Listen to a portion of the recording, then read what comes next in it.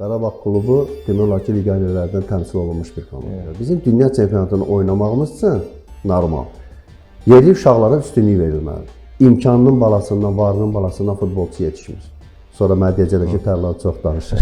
Nə olur olsun, biz mentalitetimizi dəyişməliyik. Hər vaxtınız xeyir olsun, əziz yurttaş izləyiciləri. Bugünkü verilişimizin mövzusu futbol olacaq.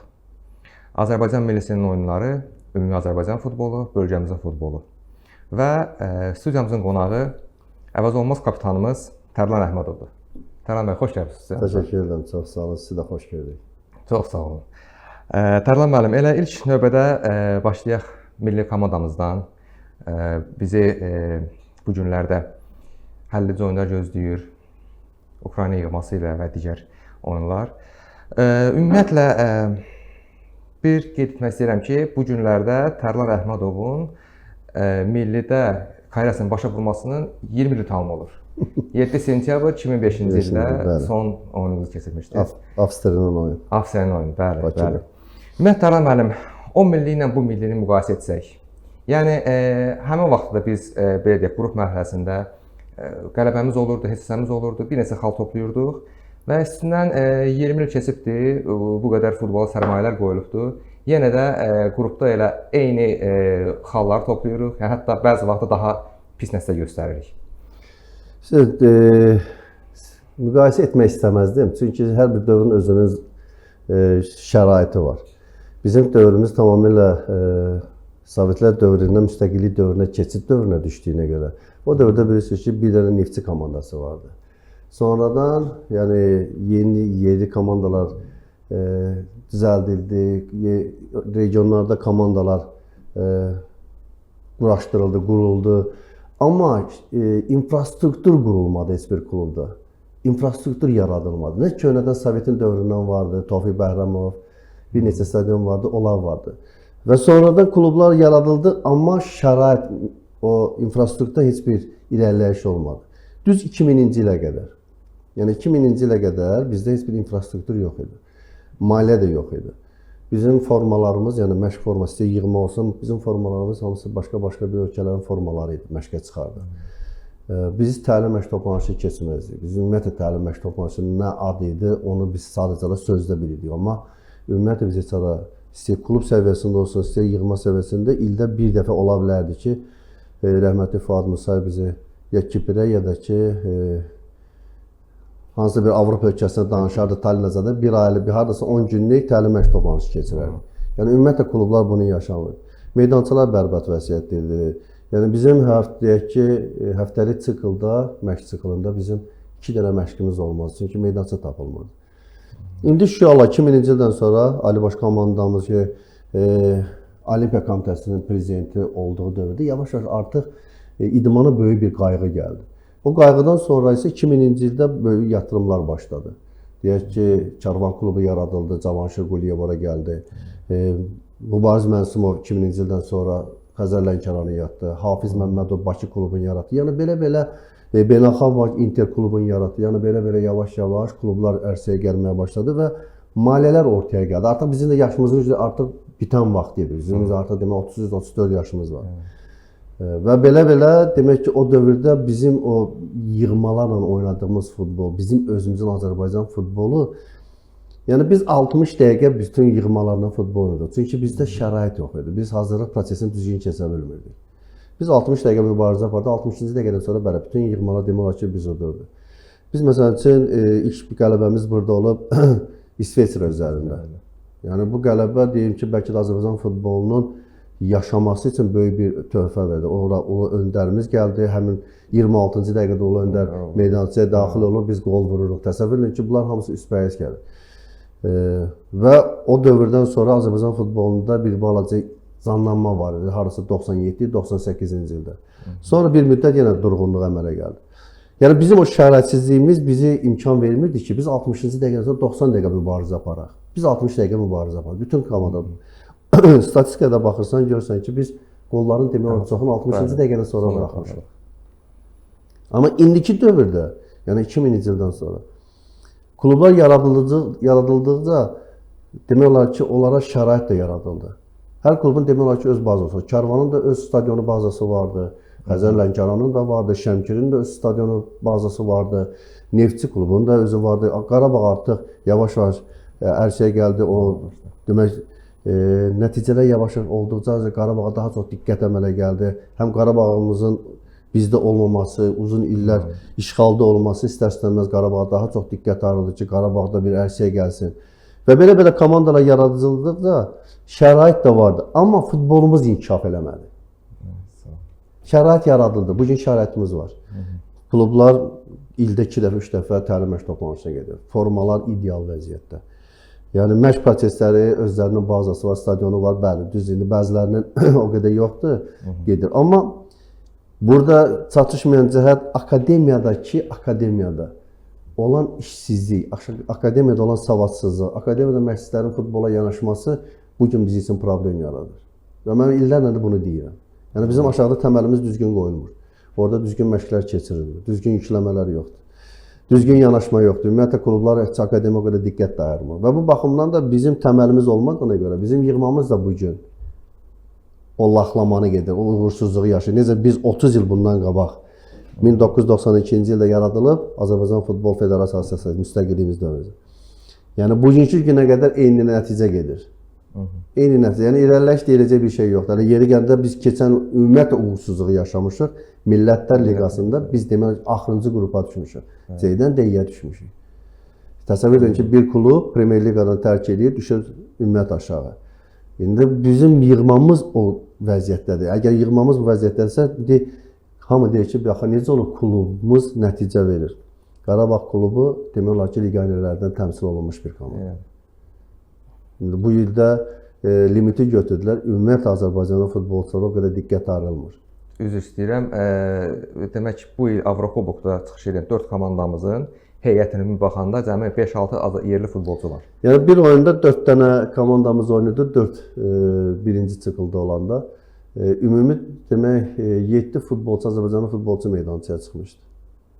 4 komanda 7 futbolçu. Yəni bir komanda toplanmır. Toplanmır. Yəni bu mən ona görə deyirəm ki, bizim getdikcə faciə gedir. Biz məsələn keçən il limit vardı, 7 plus 4 idi. Demək Zirə də demək olar ki, play-offa qədər gəlib çatmışdı. Artıq nəticə də var. Çünki yerli uşaqlar da vardı orada, oynayanlar vardı.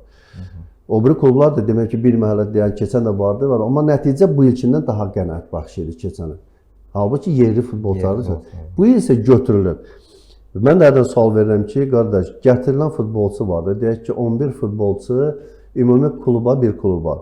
Rüsum ödəməklə 85.000 manata başa gəlir. Ondan sonra 12-ci, 13-cü deyək ki, məsələn üçün gəlir 100.000 olmalı, ödənilməlidir. Sonraki mərhələdə artıq futbolçuya 200.000 rüsum ödənilməlidir ki, bu klubda oynasın. 85.000 ödəyir, deyək ki, bir iki dənə də əlavə götürür, 100.000-dən ödəyir, büdcəsi var ki, gətirilən futbolçunun heç bir məşqçi kənarda otuzdurmaz. Çünki ondan sorğu da sual olacaq ki, sən bu qədər pul verib gətirmişsən, bu niyə gətirmişsən? Ehtiyatda otuzdurursan. Yəni sual çıxır da məşqçilər. Və heç bir məşqçidə o gətirilən futbolçu olduğu halda yerli futbolçunu oynatmaz. Bir dənə baxın, heç bir futbol klubu öz akademiyasından futbolçu çıxarmır, tək Qəbələdən başqa. Ona bağlanır. Burada da ümumi tam Qəbələ akademiyası bağlanmır. Bir neçə yaş qrupunu bağlayırlar. Amma əvvəlki il proses ona doğru gedir. Bəli, əvvəlki onlarda proses nə idi? Onlarda məsələn üçün baza vardı, regionlardan futbolçular gətirirdi, orada qalırdılar, məktəbləri vardı, yemələri, içmə, hər şeyləri və məşqləri də gedib gəlirdilər. İndi artıq o proses yoxdur. Yəni ora artıq maliyyə ayrılmır. Sadəcə olaraq yerli uşaqlar kim varsa onların üstündə işlənəcək. Bu da hər halda getdikcə artıq əgər bu belə davam eləsə, demək ki, akademiyada bağlanacaq. Necə ki, bizim ümumiyyətlə heç bir akademiyadan normal futbolçu çıxmır. Var. Mütəxəssis mi yoxdur, yoxsa belə problem bax onda gəlir. Mən illərlə də deyirəm, demək olar ki, bəlkə də bir 10 ildir mən deyirəm ki, Azərbaycanda bizim 3 idman qurğumuz var. İndi belə götürək ki, orqan var.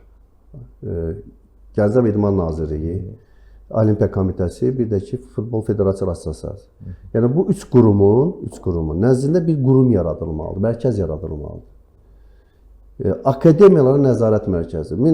Demək 2012-ci ildə, bilirsiniz 2018-ci ildə dünya çempionatı Rusiyada keçirilir.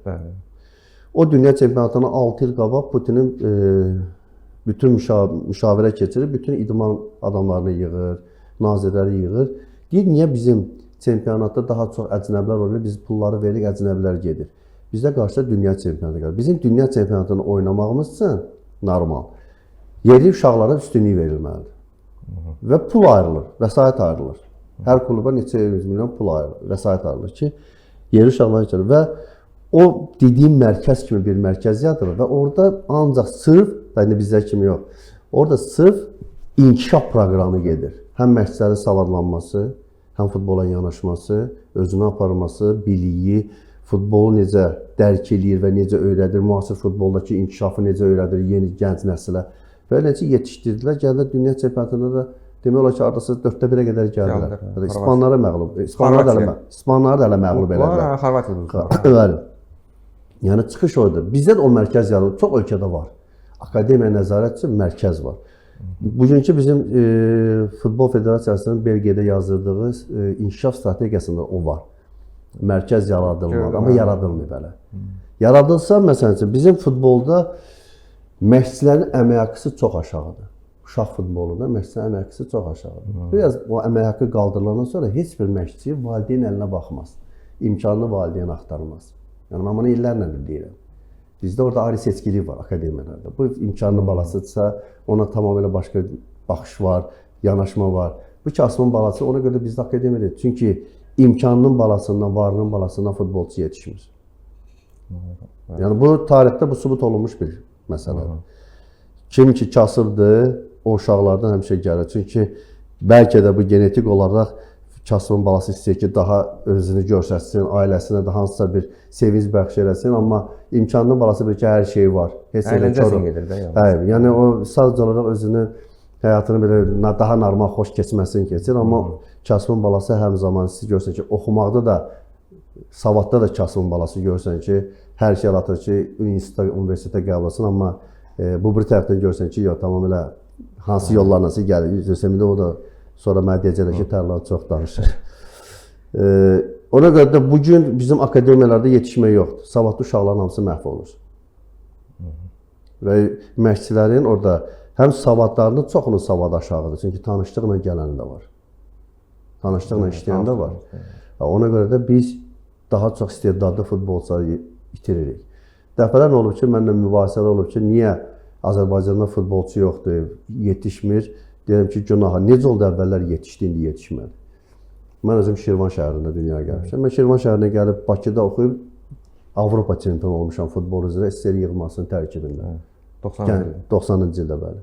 Arif Əsədov Sumqayıtdan dünya Avropa çempionudur futbol üzrə. Mənim üçün. Vladislav Qədirov Bakıda yetişib, o da dünya çempionudur. Götürək elə Vəli Qasımov, Gəncəli balası idi, Avropa çempionu olmuşdu, düz onlarda bir balaca proses oldu. Azərbaycanın yetirməsi. Nazım Süleymanov, yardımlı balasıdır, deyirik ki, ya yardımlı. Rusiyada at çıxarıb. Vəli Qasımov Rusiya çempionatının ilk bombardiridir. 92-ci ildə. Və İspaniya, Portuqaliyada səs qalıb. Bunlar hamısı Azərbaycan. Banişevskinin özünü Azərbaycan yetişdirib. Nə oldu Azərbaycanda bu qədər? Hələ sadalayaram Yaşar Babayev qardaşları, Adil Yaşar Babayev, Əli Rəhmanov, dahi futbolçu, Bruxtis olsun, Rafiq Mirzəyev olsun, hansı ki SSR yığmasının kapitanı olub öz yaşlıları arasında. Bizim bilsin nə qədər sağlam. Səməd Qurbanov, İskəndər Cavadov, maşallah, hansı ki səs salıblar da Azərbaycan adına Rusiyada səs salıb. Niyə o vaxt yetişdi, bu indi yoxdur? Və özür istəyirəm, belə baxanda qonşularımızda Gürcüstan olsun, Özbəkistan olsun, bir Avropa çempionatı, bir dünya çempionatı çıxıb artıq. Və araşdıranda görürsən ki, bu bir dəfə olan məsələ deyil. Hamısının uşaq futbolu illərlə inkişaf etdirir. Mütləqdir. Özbəklər nə edir? Özbəklər Gürcüstanın ümumiyyətlə fərqlidir. Sistem fərqlidir. Onlarda yanaşma fərqlidir, tamamilə fərqlidir. Onlar yetişdirirlər, klub komandalarına o qədər üstünlük vermir. Onların prinsipi ancaq yetişdirib millini yüksək səviyyədə saxlamalıdır. Ona görə onların demək olar ki, 20 futbolçudan 20-si legioner həyat yaşayır. Dünənlər olan bir futbolçu da vardı, Fransada oynayırdı, indi artıq Villarreal'a keçdi İspaniya. Mikal Tadze. Bəli. Yəni istər-istəməz onlarda inkişaf tamamilə başladı, amma Özbəkistan fərqli bir sistem ki. Çünki bizim federasiyada ümumiyyətlə futbolçular təmsil çox az təmsil olunmuşuq biz. Veteran futbolçu ümumiyyətlə federasiyamızda azdır. Amma Gürcüstana baxsa demək olar ki, hamısı veteran futbolçulardır. Özbəkistanda Rövşan vardı, Rövşan. hakim idi. Dünya çempionatını zaten idarə eləmişdi. Həmin onu gətirib qoydular vitse-prezident, yəni futbola.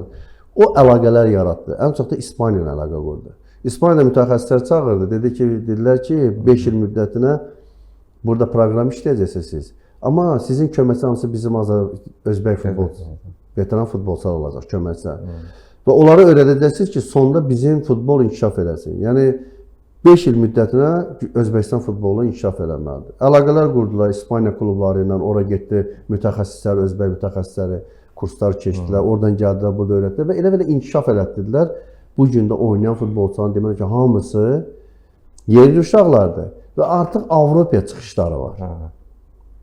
İstərseniz o mütəxəssislər də onlara bir yön verirlər. Bəli, yəni artıq təməlin yerli futbolçular, yerli mütəxəssislərdir. Yerli futbolçuları inkişaf elətdirirlər. Çünki əcnəbi sənin mentaliteti bilə bilməz, yanaşmanı bilə bilməz. Onu gətirirlər, onun proqramı üzərində öz mütəxəssislərini yetişdirirlər. Çünki bilir ki, bu yerli mütəxəssis məsələn tarlanın xarakterini daha tez anlayır. Onun yanaşmasını, mentalitet, Azərbaycan mentaliteti biraz tamamilə fərqlidir. Biz bunu dəyişməliyik. Nə olur olsun, biz mentalitetimizi dəyişməliyik. Bizdə yanaşmalar çox fərqlidir. Biz ağır iş görmək istəmərik, biz çox iş qaçmaq istəmərik. Nə bilim, rahatçılıq axtararıq. Biz biraz yanaşmamız edir. Hərəmiz özümüzü daha ağıllı hesab eləyərik, daha o birisindən üstün tələb edirik, amma kollektiv idman tamamilə fərqlidir. Biz yanaşmanı dəyişməliyik, mentaliteti dəyişməliyik. Ona görə də insanlar gətirdilər mütəxəssisləri İspaniyadan. Öz mütəxəssisləri onun yanına qoydular ki, öyrədin bunlara.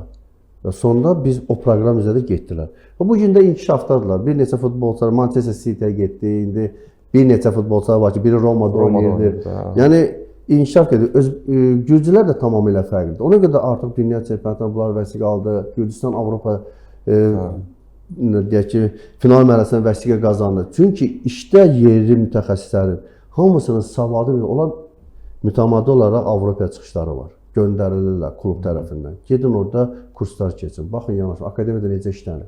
Və özlərinin futbol məktəbi var. İndi biz gürcülərlə ayaqlaşa bilmərik, çünki gürcülər Sovetlərin dövründə də Dinamo Tbilisi, yəni kubokunu alıb o vaxtda. Çempion da olub. Yəni istər-istəməz biz ona çatmamışıq. Onların yanaşması fərqlidir. Onlar məsələn üçün futbola bir maddiyyat kimi baxmırlar, qazanc kimi baxmırlar. Onlar yetişdirib futbolun inkişafı, milli komandaların inkişafını daha çox üstün tuturlar, nəinki maddiyyatı. Maddiyyat da nə qədər ki, onu üstün tuturlar ki, futbolçular kənara geçsin, maddiyyat öz-özündə artıq futbollarına yatırım çoxalır. Bizdə isə biz klubların akademiyalarına bir neçə əcnəbi mütəxəssis gətiririk, onları da özümüz kimi artıq mentalitləşdiririk.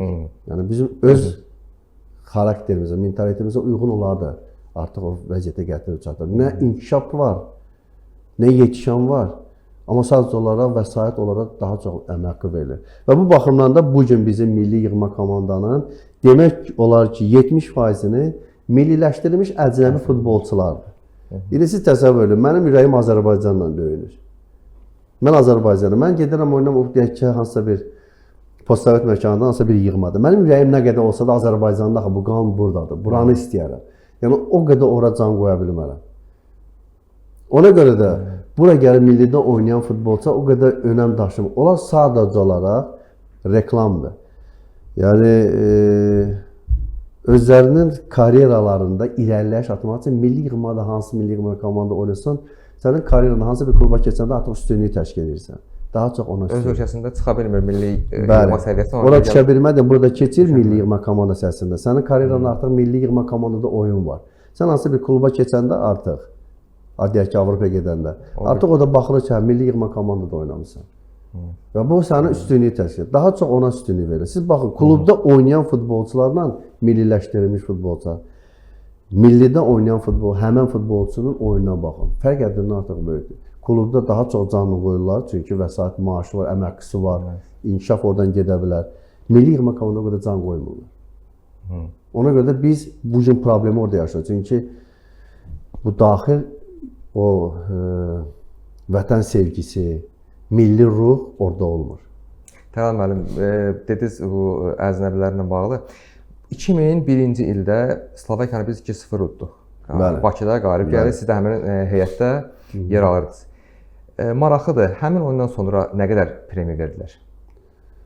Bir də sizə deyim, həmin oyun qabağı bizim demək olar ki, biraz oyun heyətdə də problemimiz yaranmışdı.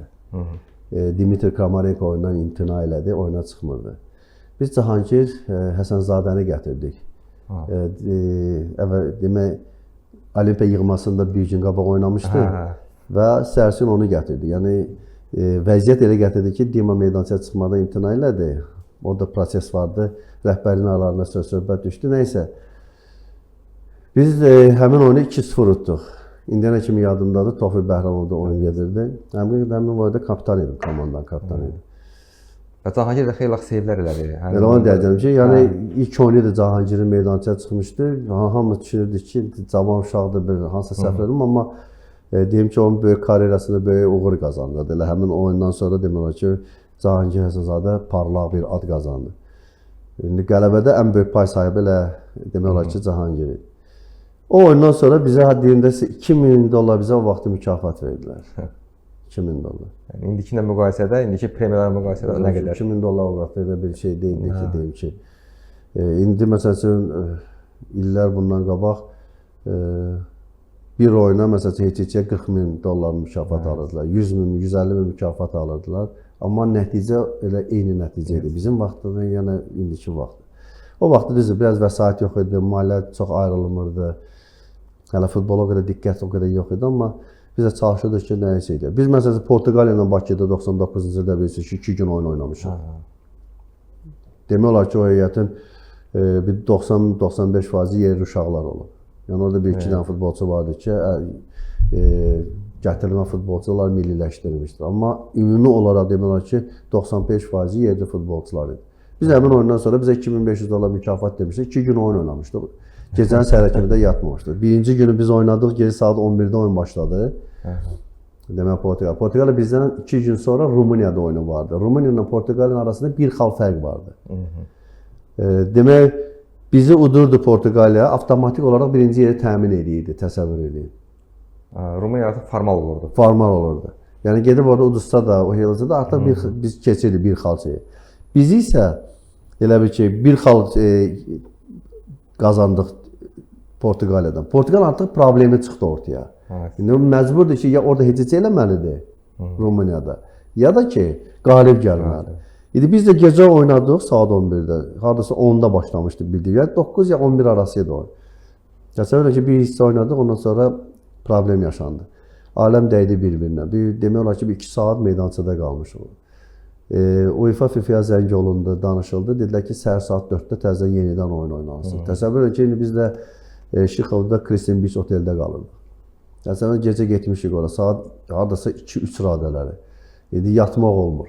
Səhərə kimi oyaq qalmış. Səhər təsəvvür edin ki, 4-də də oyun. Çıxmışıq yenidən oyuna, hamı, bilirsiniz nətər. Həm istək var, amma demək olar ki, beyində elə bir ki, donma var da. Gecənin səhərə kimi yatıb, problem yaşanır. İstərsən fikirlərsən ki, qarşındakı bir milli yığma komandaya baxırsan, kimlər oynayır? Sapintosu, nə bilim, Rui Coştası, Figusu, kimlər yoxdur da. Vitor Baya dünya şöhrətli qapısı. Yəni istərsən qarşı tərəfə baxırsan ki, onlar harda oynayıb gəlirlər, biz hardayıq. Və sən təsəvvür ki, 2 gün oyunu oynayırsan, bir gün yarımçı, yenidən 90 dəqiqə oynamaq. Bir xal qazanandan sonra bizə orada $2500 mükafat demişdilər. Uşaqlar gəldi ki, sən kapitansan, Fuad müəllimə deyək, sonuçta mükafatı biraz artırsan. Gəldim, dedim, $500 o vaxtı artırdılar. $3000 bizə mükafat verdilər. Və Rumuniyada bizdən sonra Portuqaliya getdi, 2 gün sonra Rumuniyada heç oynadı orada da, ondan sonra artıq vəsiqəni qazandı. Yəni bizim dövrdə nə o vəsait yox idi, amma həmin dövrdə, indiyənə ki bu sözü eşkimə demir, o dövrdəki futbol yığma komandalar hara, indiki yığma komandalar hara. Oradakı futbolçular hansı səviyyədə idi, indiki dövrdə indiki futbolçular hansı səviyyədədir. İndi Portuqaliyanı məsələn gəlir, Avropa çempionu oldu, Millətlər Liqasını 2 dəfə qazanıb. O dövrdəki yığmaya baxın hansı səviyyədə, harda futbolçular daha çox oynayırdılar və hansı səviyyədə idilər. İndi də öyle. Çünki indiki rəqiblər məsələn o biri rəqiblər daha güclü olsa, yenə Portuqaliya nəyəsə qazanacaq bir gücdə deyildi. Biraz futbolda O vaxtki Portuqal heyəti ilə indikinin arasında böyük fərq var. Amma o vaxtı qazana bilmirdilər. O vaxtı daha çox İtaliya yığması üstün idi. Almaniya yığması üstün, amma indi İtaliya yığması görürsünüz ki, dünya çempionatı bərabərləşib sanki. Bəli. Dünya çempionatı final mərhələsində vəssə qazana bilmir. Avropa çempionatı final mərhələsində görürsünüz ki, qazana bilmir. Almaniya görürsünüz ki, qrupda qalır. Yəni artıq bu bir dövlət klublar elə bil ki, onlar zəifləyib. Həmən futbolçular yetişmir, həmən məşqçilər yoxdur. Əvvəlki Lippiti, nə bilim, biraz romantik futbol idi o. Belə deyək. İndi futbol tamamilə müasirləşib, tələblər də başqadır, metodika başqadır, yanaşma başqadır, məşqçilər tamamilə başqa tələb eləyirlər. Yeni nəsil gəlib tamamilə fərqli bir yanaşmadır. Ona görə də baxımlı futbol yoxdur. Əvvəlki deyək ki, Del Piero'su, Inzaghi'si, nə bilim, kimi deyim, Figo'su yetişmir. Artıq yoxdur futbolçular. Baxın, Ronaldo, Messi gedir, artıq o səviyyədə futbolçu gəlmir artıq. Daha texniki oyunçular yetişir. Yetişir, amma o səviyyədə texnikada deyirlər. Həmən futbol, atletizm futbolu yoxdur. Total futbol artıq yoxdur. İndi bir futbolçu, deyək ki, Ronaldo oynayırdı, Real Madriddə, Messi oynayırdı, Barcelona'da, onların hamı, bütün dünya onların ikisinin rəqabətinə baxır. Derbisinə baxırdı ki, hə, El Clasico gəlir, bir dənə başqa heç bir ölkəyə bax, İtaliya ümumiyyətlə yaddan çıxıb. Çünki İtaliya futbolu tək Milanın üzərində qurulmuşdu əvvəllər. Milan da artıq çöküş yaşayıb. Yoxdur. Juventusdur, o səviyyədədir. Yəni Avropada heç bir ayaqlaşamır. Almaniya klublarıdır, tək bir dənə Bavariyadır.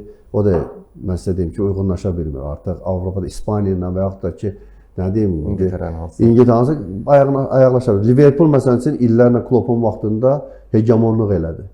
Amma İngiltərədə Manchester United olub. Yəni artıq Manchester United yoxdur. Liverpool çıxıb. Guardiola gəldi, Manchester City bir dönəm parladı. İndi Manchester City artıq demək ki, çöküş bir dövrün yaşayır. Yəni proseslər elə gedir ki, əvvəlki o futbolun əzəməti yoxdur. Əzəmətli futbolçular da yoxdur. Amma eyni zamanda misal üçün bu yay Liverpoolun transfer xərclədiyi 1 milyard dollara yaxın puldur da. Onu bir Azərbaycan futbolunda bir nəsil yetişdirmək olar həmin o vəsaitlə. Valla bu gün bizim dövlət tərəfindən yaradılan şərait, ayrılan vəsait yetərlidir ki, Azərbaycan futbolunun inkişaf olunması üçün. Çox böyük bir dəstək var dövlət tərəfindən. Vəsait darılır hər kluba. Amma nəticə olmur. Amma nəticə yoxdur. Məsələ, proses burada da nəticə yoxdur. Yəni, niyə məsələn üçün bizim Azərbaycanda Azərbaycan futbolunun beşiyi sayılan, məsələn, Gəncə, Tovu, Şirvan, Sabirabadı götürər, Zaqatalanı götürər, hansı futbolçular yetişib çıxıb oradan. Amma orada artıq futbolu yoxdur demək olar ki. İndi Gəncədə, hələ Gəncə son 4 ildə ancaq elə Premier Liqada yaşamaq üçün, ayaq üstə durmaq üçün elə yaşayır. Yəni, bunu həyata keçirmək olar da, normal bir vəsait var. Yəni, futbolçu yetişdirmək olar.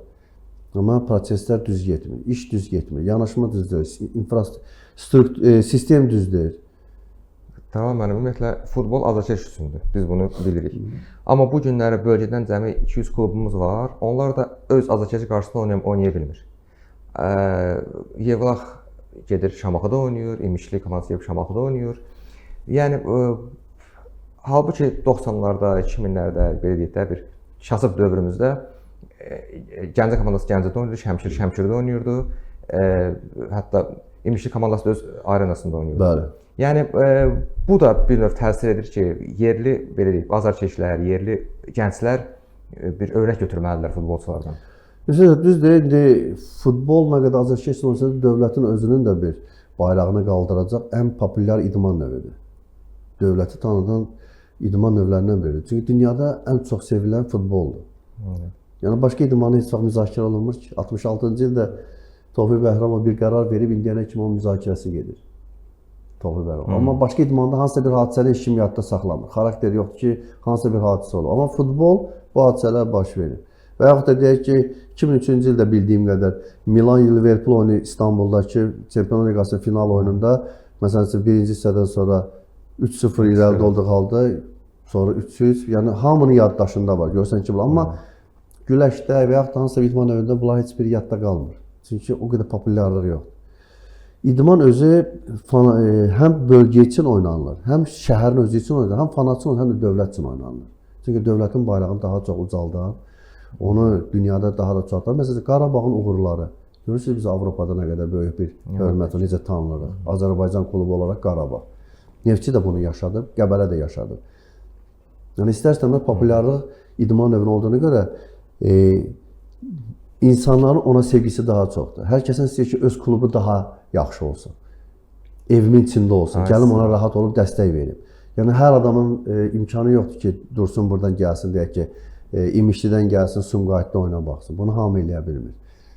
Yəni həm dövran biraz çətindir, işsizlik, biraz problemlər, ailə problemləri. Yəni həyatımız indi bir balaca o qədər rahat deyil də. İndi iş tapmaq da çətindir, insanları gələ baxsın, bölgələrdə bir balaca bu problemləri yaşayırlar. Klubun nə olsun, Premier Liqaya gəlməmişdən qabaq olanın infrastrukturu həll olunmalıdır. Stadion məsələsi. Stadion məsələsi, məşq məsələləri bunlar həll olunmalıdır. Yəni bu mütləqdir. Məsələn, bu günləri baxın, Turan Tovuz, Ehtiram müəllim böyük bir yatırım edir. Həm Bakıda baza tikib, Tovuzda baza tikir. Artıq stadionun o dörtlüyü demək olar ki, hazırdır.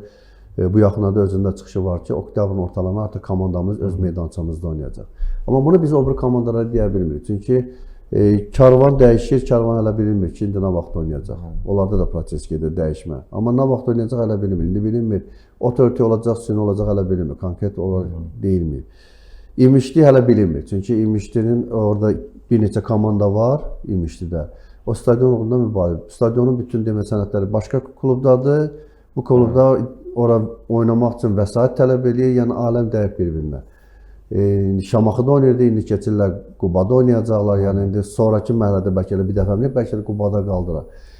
Yəni bu problem, bu proseslər bölgə futbol klubunun inkişafına da böyük mənfi təsir edir.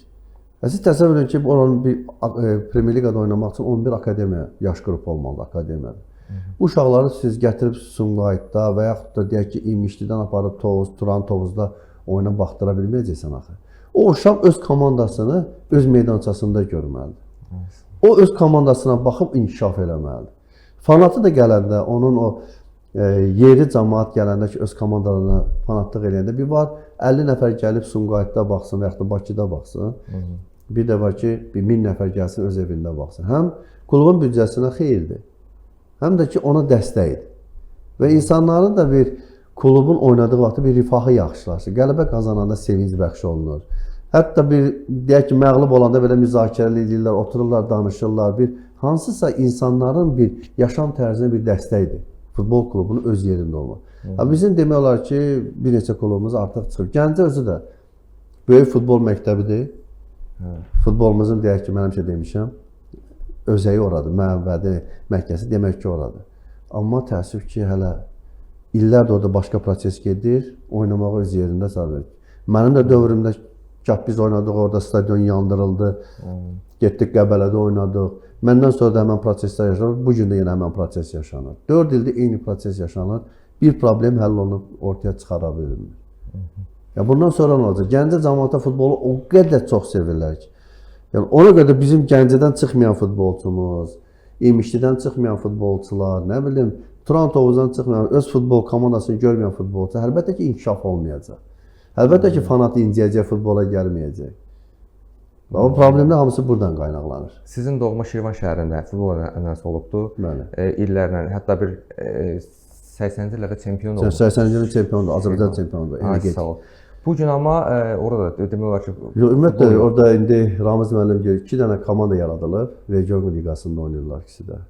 Biri indi artıq 2-ci divizyona çıxmalıdır.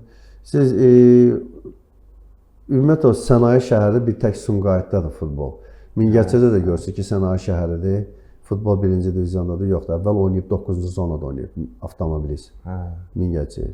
O cümlədən deyək ki, Sumqayıt da 9-cu zonada olub, indi Premier Liqadadır. Sənaye şəhəri Əlbaran, Şirvan şəhərdə əvvəl Əli Bayramov olub, indi Şirvan şəhəridir. Sənaye şəhəridir, amma gerçi stadion da var, o vaxtda stadionu tikirdilər.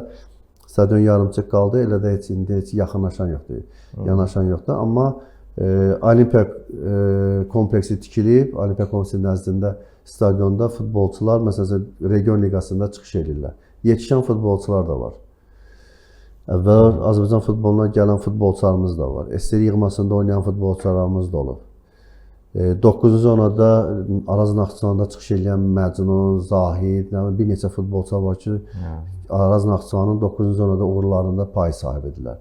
Özləri də 80-ci ildə energetik olaraq Azərbaycan çempionu olublar. Amma bugün deyək ki, hansı bölgəmizdə futbol vardı, orada artıq fiyasko yaşadıq biz. 90-cı illərdən sonra 2000-ci illərdə biz 2000-ci başlayaraq bəzi bölgələrdə biz hansı ki futbolumuzun inkişaf yeri vardı, biz onların hamısı demək olar ki dayandırıldı. Və o da artıq bizi demək ki futbolçu tapmağımıza, futbolçu yetişməsinə, savadlı futbolçu inkişaf eləməsinə demək olar ki mənfi təsir edir. Demək, Tərlan Əhmədov, Nazim Süleymanov, Samir Ələkbərov, Vidadi Rzayev, Mahmud Qurbanov, Arif Əsədov hamısı bizim korifey futbolçularımızdır. Amma hamısı bu gün futboldan kənardır. Bəli. Elə Tərlan Əhmədovun bu günləri futboldan kənar qalıbdı və hansı işlə məşğul olduğu hazırda yəni bir çoxları bəlkə maraqlanmırlar da. Bunun səbəbi nədir? Kimlərinsə qərarıdırmı, yoxsa ümumiyyətlə bir veteranların küskünlüyüdür, yoxsa nədir? Yox, bizim küskünlüyümüz deyil, sadəcə bizə diqqətsizlikdir, bizə laqeyd yanaşmadır. Azərbaycan futbolunun demək olar ki, adlı sanlı futbolçuların hamısı kənarda qalır. Vəli Qasımov aparıb Şamaxıda akademiyaya qoyublar. Yəni halbuki o cür adlı sanlı futbolçu Neftçidə olmadı. Məsəl üçün mənim öz fikrim, idman direktoru olmalıdır. Çünki onun əlaqələri var. Portuqaliya ilə İspaniya ilə. Orada mütəxəssislər gətirə bilərdi, futbolçular apara bilərdi, əlaqə qurula bilərdi. Yəni bunların hamısı bu proseslər bu yaşanmalıydı. Nazım Süleymanov özü işsiz qalıb. Yunus Hüseynov artıq məcburiyyətdən Beydiyevin köməkçisi işləyir 60 yaşında. Yəni halbuki Yunus Hüseynov özü neçə klublarda baş məşqçi işləyir, ilk Karvanda olub, nəticələrdə olub ki, ilk mərhələ keçənlərdən biri də Yunus Hüseynov olub. Yəni amma hamımız kənarda yox. Demək olar ki, bizə ümumiyyətlə yanaşma yoxdur. Tərlan Əhmədov nəticə verir, xoşlarına gəlmir. Yəni deyirlər ki, yox, Tərlan Əhmədov ləkələnməlidir. Tərlan Əhmədov çıxdı kənara. Biz ümumiyyətlə bizim o sadaladığınız adamların heç biri, hamımız adlı sanlı, savadımız da olsa belə biz heç bir işdə təmin olunmuruq. Bu demək olar ki, bir dövr federasiyada yanaşma edir. Bütün veteran futbolçular hamısını kənara qoydular. Kim lazım idisə onları gətirdilər öz iş yanlarına və onlar da sadəcə olaraq proseslərdə verilən qərarlara düz qərardır. Amma biz yanlış qərar olduğunu dəfələrlə dedik, ona görə biz kənarda qaldıq. Biz futbolun inkişafını istədik. Biz futbolumuzun bugün sonuncu milli yığma komandanın Millətlər Liqasının D qrupuna düşməni istəmədik. Biz istədik ki, daha yuxarı qalxsın. Biz bunun üçün çalışdıq. Biz çalışdıq ki, Azərbaycan futbolunda yeniyetmə futbolçular yetişsin. Savadlı mütəxəssislərimiz yetişsin. Biz bunu tələb elədik, biz də xoşa gəlmədik. Yəni Azərbaycanın bugün baxın, klublarda karusel bir məşqçi prosesi var. Buradan çıxır, ora gedir, oradan çıxır, ora gedir. Hətta bu komandadan çıxıb yolda artıq başqa kluba təyin olunur. Amma Tərlan Əhmədov Neftçini Avroliqanın qrupuna çıxaranda 41 gün mən komandanı hazırlamışam. Bunu heç kim dilinə gətirmir. Neftçi sonuncu pillədə gedirdi, 5 turdan sonra gəldim komandanı 3-cü demək mükafatçılar sırasına çıxartdım, ləkələndim, yola salındım.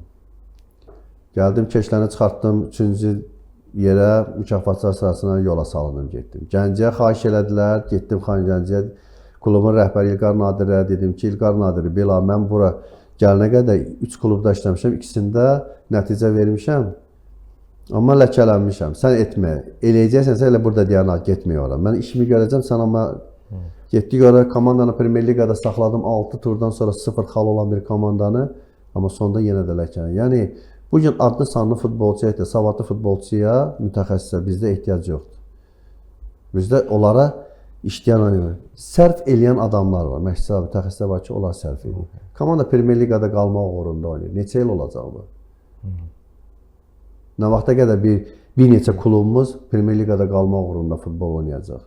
Niyə nəticə verən məşqçini, iş görmək məşqçini, yəni inkişaf strategiyası olan bir məşqçiləri biz yaxın buraxmırıq? Niyə bizim adlı sanlı futbolçular kənarda qalır, ömrümüzü bu futbola vermişik?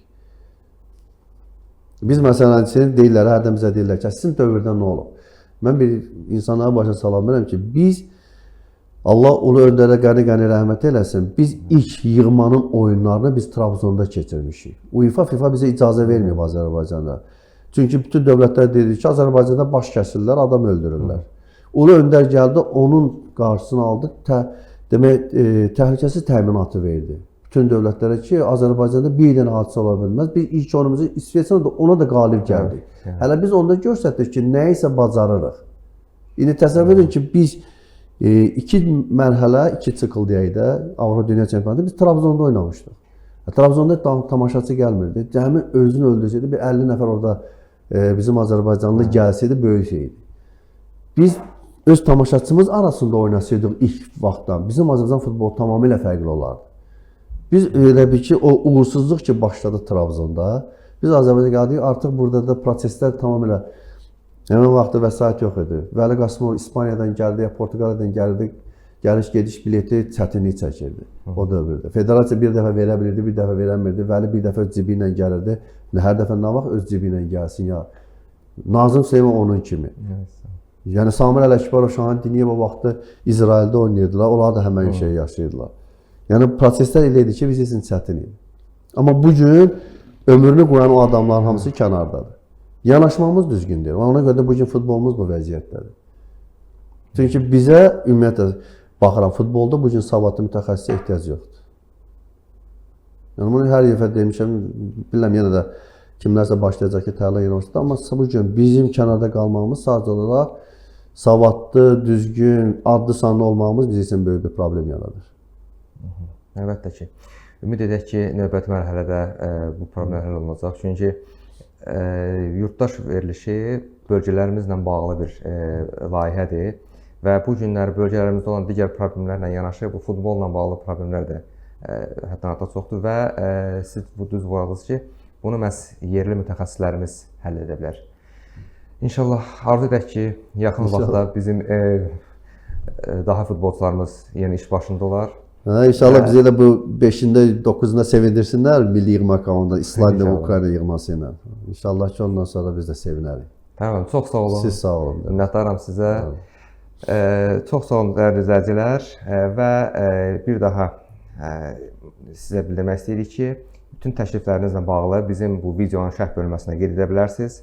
Biz növbəti verilişlərdə çalışıb səsləndirərik. Çox sağ olun.